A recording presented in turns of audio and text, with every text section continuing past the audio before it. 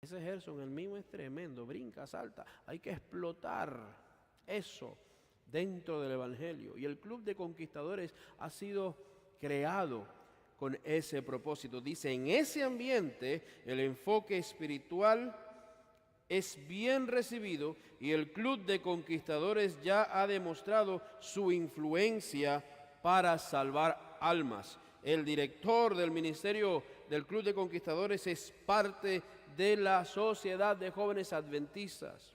O sea que hay una gran relación entre los jóvenes adventistas y los conquistadores. No es un departamento que trabaja solo, es una institución de nuestra iglesia y es una institución de parte del ministerio juvenil de la iglesia adventista. O sea que por eso usted ve que en la sociedad de jóvenes también nuestros muchachos participan, porque Dios los está formando, Dios los está llamando a salvar a otros y a servir para Dios. Ahorita ellos repetían la ley. ¿Cuántos de los que fueron conquistadores se acuerdan de la ley del conquistador? ¿Se acuerdan? A ver, vamos a repetirla. ¿Qué dice la ley? Observar la devoción matutina, cumplir con la parte que me toca, cuidar mi cuerpo, ser cortés, tener una mirada franca, ser cortés y obediente, andar con reverencia en la casa de Dios, conservar una canción en el corazón e ir donde Dios me mande. Yo pregunto, ¿es bueno eso? ¿Es bueno que nuestros muchachos observen la devoción matutina? Hay una programación diaria para ellos también de parte de Dios. Por eso no hay bendición sin vida espiritual. Por eso nuestros conquistadores aprenden a observar la devoción matutina. Por eso participan en la iglesia, porque cumplen con su parte. Por eso aprenden a cuidar su cuerpo, a ser honestos teniendo una mirada franca, ser cortés y obediente en la casa, en la iglesia, en la escuela, donde quiera ellos se encuentren. En la casa de Dios, ¿andar con qué? Con reverencia. Dentro de la casa de Dios. No se ve bien que un conquistador sea irreverente en la casa de Dios, porque es parte de la ley del conquistador. Cuando dice tener una canción en el corazón, los conquistadores son alegres, son personas felices, porque conservan una canción en el corazón para alabar el nombre del Señor y ir donde Dios, ¿qué? Los mande. Son misioneros, se preparan para salvar a otros por la gracia de Dios. El voto es hermoso, dice, por la gracia de Dios seré, ¿qué cosa? Puro. Me recuerda a Daniel, cuando Daniel se propuso en Babilonia no contaminarse con todo lo que giraba allí alrededor de él. Él se propuso en su corazón. Y el voto del conquistador dice, por la gracia de Dios seré puro, seré bondadoso, leal. Voy a guardar la ley del conquistador. Voy a ser un siervo de Dios y un amigo ¿de qué? De la humanidad. El blanco. ¿Quién se acuerda del blanco? ¿El mensaje de qué? Del advenimiento a todo el mundo. ¿Dónde? En esta generación. Ven a Jesús ahora. Es la campaña evangelística que vamos a tener pronto. Es el tiempo para proclamar el evangelio también como conquistadores, porque Jesús está regresando a esta tierra. Así que ese es nuestro blanco. No son 10, no son 100, no son cientos. Es el mensaje a todo el mundo para que Jesús regrese a esta tierra. Y hay algo maravilloso. El lema bonito es el amor de Cristo. Porque si no tenemos amor, ¿qué pasa? Somos como un metal que resuena o un címbalo que retiñe. O sea, de nada nos sirve el uniforme, de nada nos sirve tener muchas especialidades, de nada sirve que hagamos cosas bonitas dentro de la iglesia si el amor de Dios no nos mueve. Ahora yo le pregunto a ustedes, padres, ¿es hermoso lo que los conquistadores aprenden dentro de la iglesia? ¿Sí o no? Es hermoso, es grandioso que ellos aprenden a formarse en su vida mental, espiritual y física dentro de la iglesia. Por ejemplo, el triángulo, no sé si Boris me lo había puesto por acá, pero el triángulo que aparece, él es el escudo, el símbolo de los conquistadores, es como un escudo. ¿Por qué? ¿Qué dice el apóstol Pablo respecto al escudo? El escudo de la fe, ¿para qué? para apagar los dardos de fuego del enemigo. Ellos tienen presiones, tienen tentaciones, tienen dificultades. Por eso el símbolo del conquistador les recuerda que es importante llevar el escudo de la fe. Es importante tener, ¿qué cosa? La espada ¿de qué? Del Espíritu de Dios. Ese escudo que tiene 3 lados nos recuerda que sirven a un Dios trino, Dios Padre, Dios Hijo, Dios Espíritu Santo. Está mezclados ¿para qué? Para salvarlos del pecado, para salvarlos de las circunstancias difíciles en este mundo. Cada color, por ejemplo, el color rojo representa la sangre de Jesucristo que fue derramada por ellos. El color azul significa el servicio mostrado hacia el mundo. El color oro significa la excelencia del carácter de Cristo que debe ser impartida o es impartida por el Señor hacia nosotros. El blanco significa la pureza y la justicia de Jesucristo en nuestra vida. O sea, cada cosa, cada insignia representa un mensaje maravilloso. Y es bueno que nuestros hijos aprendan desde pequeño, como decía la lectura bíblica, Proverbios 22:6, que dice, instruye al niño ¿en qué? En su camino, y aun cuando sea viejo, no se apartará de él. Yo no voy a decir que Arturo está viejo, pero él no se ha apartado. Y los que me levantaron la mano por allá tampoco se han apartado. Porque hemos aprendido, nos han instruido. Eso es lo que sucede con el club. A veces cuando estamos en casa, un poquito cómodos, nos pesa tal vez venir, traer a los niños. Es importante invertir en la salvación de nuestros hijos. Porque cuando tú inviertes en la salvación de tu hijo, sabes que cuando llegues al cielo el Señor te va a preguntar, lo primero que te va a preguntar el Señor es ¿qué cosa? ¿Dónde están los hijos? No te va a decir ni por la esposa, esa viene después, te va a preguntar por la esposa. Pero lo primero que te va a preguntar es, ¿dónde está qué? Los hijos que te di. Porque como ahorita mencionaba el pastor, son tesoros, son regalos de Dios. Y es una bendición tener esos regalos. Para entender esto un poquito más de la importancia de la educación, la importancia de servir a Dios desde pequeño, vamos a hablar un poquitico sobre el sistema de educación judío. Querido, yo ahorita traje esto, se lo quité a una hermana que vi que lo tenía por allá afuera puesto. La puse a pasar frío porque me recordó algo que usan los judíos que se llama talit. Los judíos usan algo parecido así. Y aquí en las puntitas llevan unas borlas que representan los mandamientos de Dios. Y los judíos lo usan. Y en el sistema judío de educación hay 3 escuelas. Hay una escuela muy importante. Es la primera escuela que el niño judío va cuando tiene 5 años, y allí va a pasar en esa escuela de 5 a 12 años. Esa escuela se llama Bet Hasafer en hebreo. Bet significa casa, como Betel, casa de Dios. Este Bet Hasafer significa casa del libro. Yo pregunto, ¿de qué libro? ¿Qué libro? La palabra de Dios. Así que cuando el niño tiene 5 años, va a Bet Hasafer a estudiar ¿qué cosa? El libro. Y cuando llega allí el primer día de clases, allí se encuentra a un rabino. Y el rabino allí tiene su talit. Y todos los niños vienen. Y allí lo primero que enseñan en ese lugar es el Mishnah de Israel, se le llama en hebreo. Es la oración más importante, más famosa del judío. ¿Sabe cuál es? Se encuentra en Deuteronomio capítulo 6, verso 4 al 9. Y en esa primera escuela, Bet Hasafer, se aprende la primera parte, el primer día de clase, aprenden el versículo 4. Busque Deuteronomio capítulo 6, verso 4. Búsquelo allí. ¿Qué dice el Señor? Es un texto maravilloso de la palabra de Dios. ¿Qué dice? Deuteronomio capítulo 6, verso 4. ¿Qué dice?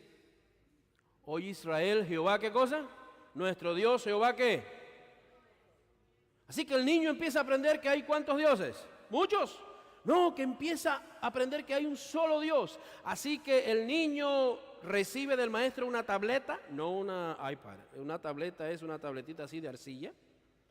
Y allí en esa tabletita de arcilla comienza a escribir un nombre, Elohim, que significa Dios. Pero Dios es uno, no Dios no un número, no numéricamente, sino que es unión. Recuerden que el triángulo que ahorita hablamos del conquistador, el escudo, tiene 3 lados porque Dios es un Dios trino. Así que en Bet Hasafer empiezan a aprender desde ese momento que Dios es uno solo.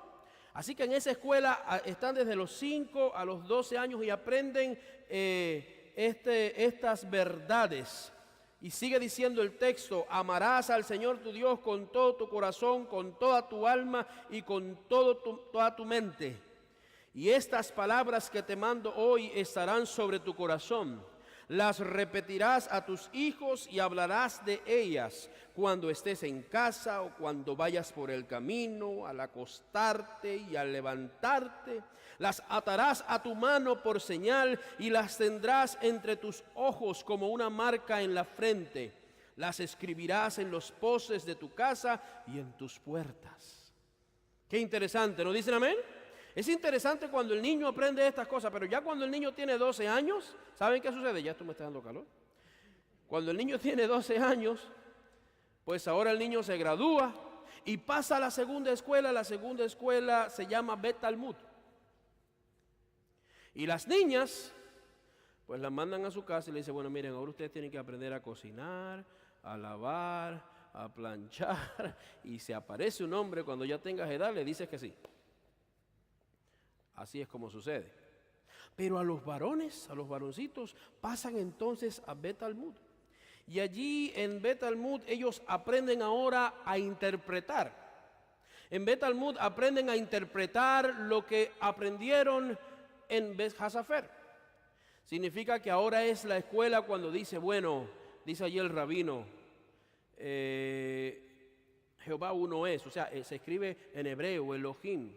Y allí viene el niño: no, eso quiere decir, pues es mi opinión de que Elohim pues es traducido como que Dios es uno, pero significa que es una unión, no es un Dios solo, no es un número 1, 2, 3, sino es que Dios es una sola persona manifestado en 3.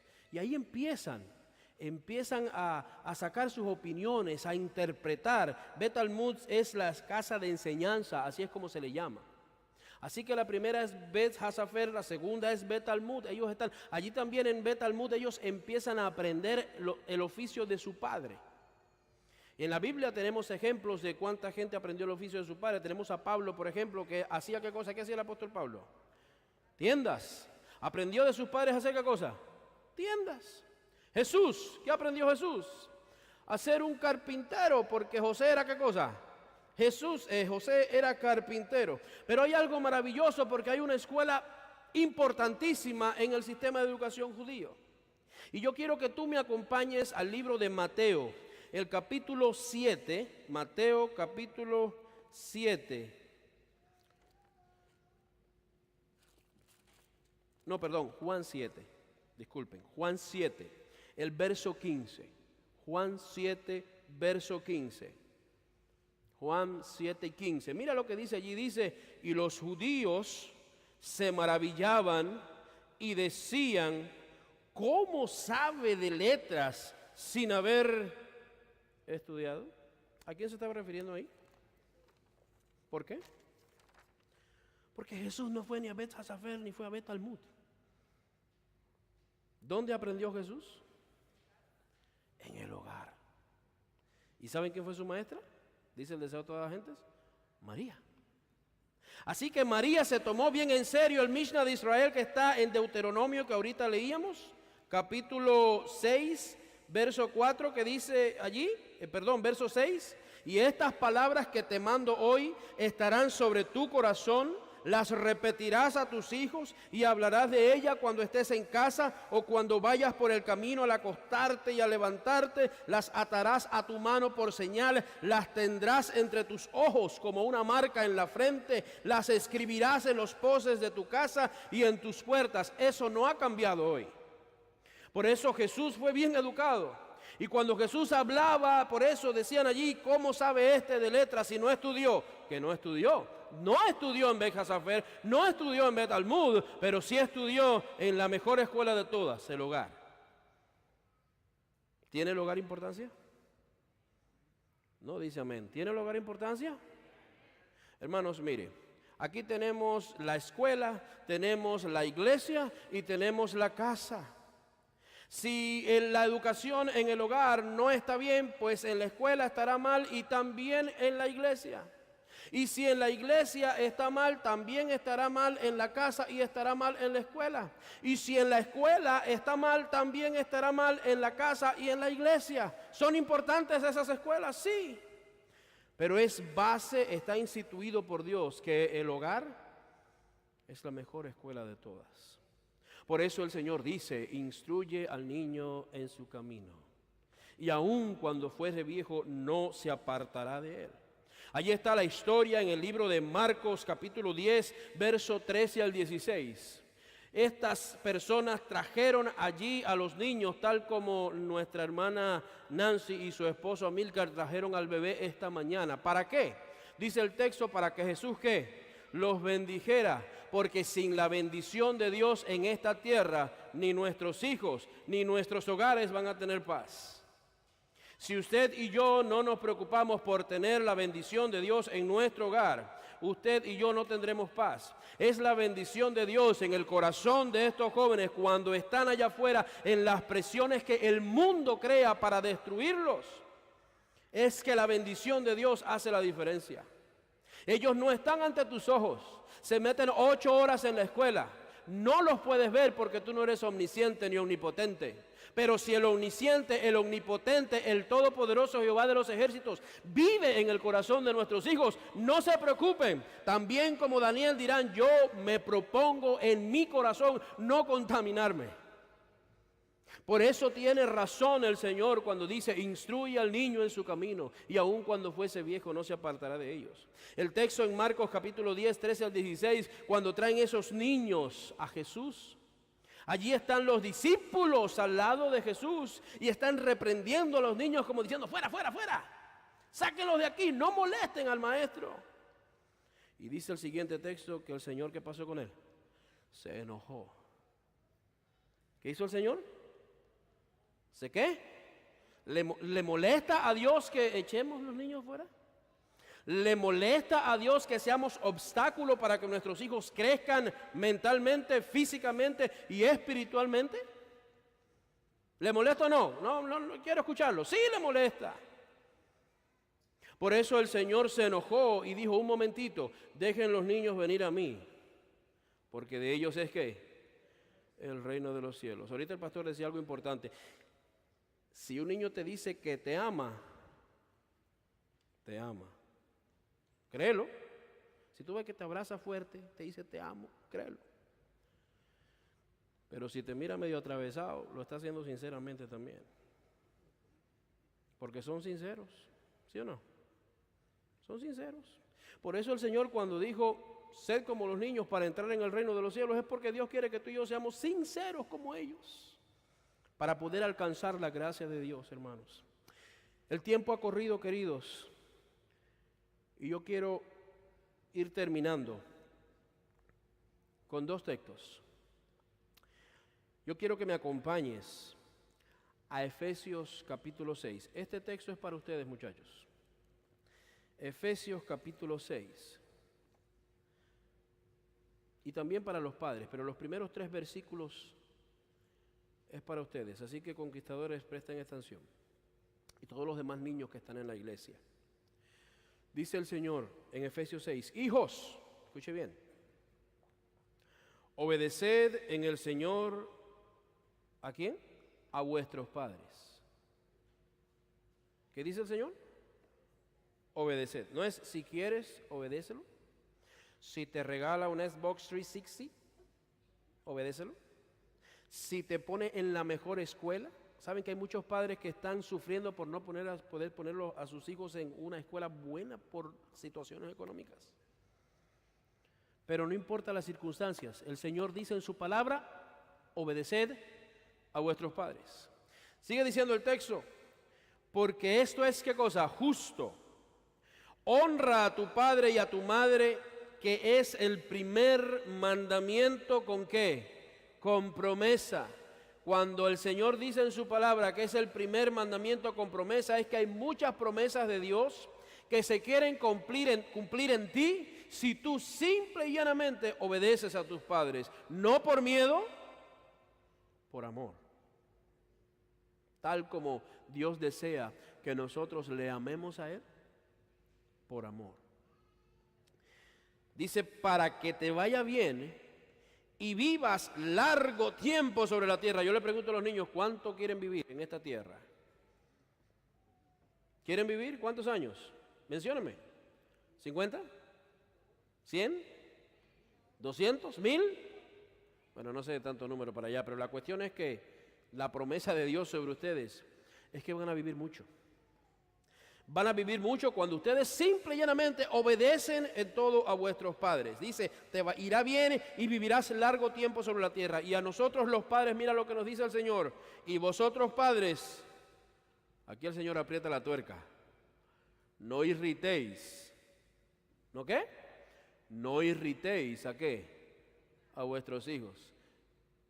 Yo recuerdo este texto porque cuando ese texto se repetía, yo estaba como ellos así en el banco y decía, ¡ay, ahora sí le dieron a papá! No irritéis a vuestros hijos. ¿Irritamos a nuestros hijos, hermano? ¿Sí? Cuando a veces las cosas en el trabajo no van mal y la cobramos con ellos, ¿sí o no? Sí, viene el niño contento y feliz a entregarte un trabajo que hizo en la escuela y tú te fue mal o no te pagaron bien, o te botaron del trabajo, o te duele un pie, lo que sea. Dice el Señor, no irritéis a vuestros hijos. ¿Saben que nosotros los padres tenemos que aprender a pedir perdón a nuestros hijos? Yo recuerdo cuando Jennifer tenía como unos 4 añitos de edad. Hizo algo que no, o sea, uno de los muchachos hizo algo que ella no hizo. Yo la terminé culpando a ella. Y la terminé castigando a ella. No sé si ella se acordará de eso. Y yo recuerdo que cuando me di cuenta que verdaderamente quién había sido el que lo había hecho de los niños, abracé a mi hija. Ella estaba chiquitita. Recuerdo que ni mucho pelo tenía. Y la abracé fuerte y lloré con ella, le dije perdóname. Eso jamás se me va a olvidar. ¿Saben? Los padres tenemos también que aprender a pedir perdón a nuestros hijos. El Señor dice, vosotros padres no irritéis a vuestros hijos, sino criadlos ¿en qué? En disciplina y amonestación del Señor. No podemos equivocarnos en la educación de nuestros hijos. No le puedes decir a los hijos, sean reverentes, si nosotros no somos reverentes. No podemos decirle a los niños, estudia la palabra de Dios, y ellos ven que no tomamos una Biblia en la mano porque andamos corriendo en la semana. No podemos decirles, vamos a la iglesia de Dios con alegría, si en la casa nos escuchan hablando cosas respecto a la iglesia. O sea, son tantas cosas. El Señor dice, no irritéis a los hijos. ¿Pero qué? Sino criadlos ¿en qué? En disciplina y amonestación del Señor. Y voy al último texto que quiero que busquemos todos, y este texto se encuentra, es el Salmo número 127, Salmo 127 de la palabra de Dios. Yo quiero que usted busque este salmo es hermoso. Este es un salmo, mi traducción dice el secreto del éxito. Y saben, nosotros tenemos el éxito cuando nosotros tenemos nuestra familia delante del Señor en sujeción. Cuando tenemos la familia delante del Señor obedeciéndole, sirviéndole, diciendo como Josué, yo y mi casa serviremos a Jehová. Es una bendición que las familias puedan ser siervas del Señor en todo lo que Él dice. Y mira lo que dice el Señor aquí. Dice el verso 1, si el Señor no edifica la casa, en vano trabajan los edificadores. Si el Señor no guarda la ciudad, en vano verá la guardia. En vano será levantaros en la madrugada, venir tarde a reposar, comer pan de fatigas, pues a su amado da Dios el sueño. O sea, si Dios no está al control de tu familia y de la mía, de nada vale. El Señor debe dirigir nuestros hogares. El Señor debe dirigir nuestra educación. El Señor debe dirigir la vida de nuestros hijos, porque son un regalo de Dios. Por eso cuando veas a los muchachos que quieran venir al club, por favor, tráelos. Si tus hijos no pertenecen al club, pues tráelos. Si ves que hay actividades y no sabes cómo hacer, pues hazlo. Si tus niños no están todavía recibiendo estudios bíblicos, llégate al departamento de obra misionera o al pastor. Llégate, instruye al niño en tu camino, prepáralo en las cosas de Dios, porque el día de mañana, cuando estén allá afuera, envueltos en este mundo tan terrible de pecado y de maldad, vas a llorar, vas a sufrir y quizás digas, ¿qué hice mal? Sí, hiciste muchas cosas mal. Y yo sé lo que duele tener un hijo fuera de la iglesia. Mi hija mayor está fuera de la iglesia. Queridos, dice el Señor que si en vano el Señor no edifica la casa, en vano trabajan los edificadores. Dice el verso 3, donde el Señor son los hijos y recompensas el fruto del vientre. Como saetas en mano del guerrero, así son los hijos tenidos en la juventud. Dichoso el hombre que llenó su aljaba de ellos, no será avergonzado cuando litigue con los enemigos en la puerta. Gloria al Señor, porque la palabra cuando se abre, también las familias pueden ser amonestadas. Y basado en este principio, no en Bet Hasafer, no en Bet Talmud, en el hogar, Adriana hoy va a ser bautizada. Una madre de nuestra iglesia también hizo caso como María. Y cuando hizo caso como María y puso este propósito en su corazón, hoy ella por voluntad propia decide entregarse a Jesús. Por eso en esta hora vamos a presenciar este acto maravilloso para la gloria del Señor.